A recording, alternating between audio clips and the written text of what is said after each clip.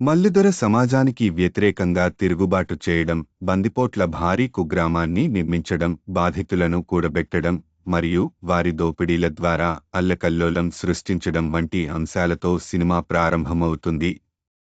గాయపడిన తర్వాత మల్లు దొర డాక్టర్ చంద్రశేఖర్ను సంప్రదిస్తాడు. అక్కడ అతను చనిపోయిన తన కొడుకు కన్నను పోలి ఉండే తన పసి కొడుకు కృష్ణ పట్ల ఆకర్షితుడయ్యాడు.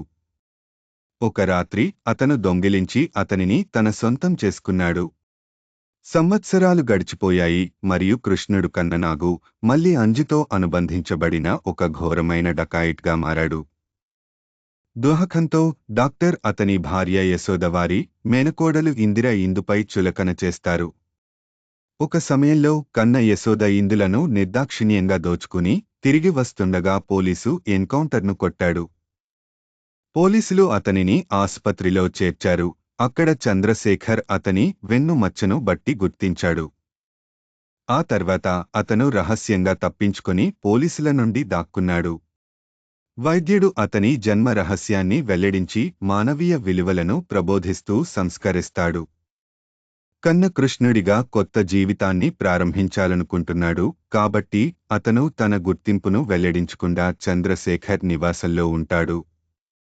అంతేకాకుండా మల్లు దొర ఇతరులు అతని గురించి బాధపడ్డారు మరియు అతని రాక కోసం ఆసక్తిగా ఎదురుచూస్తున్నారు.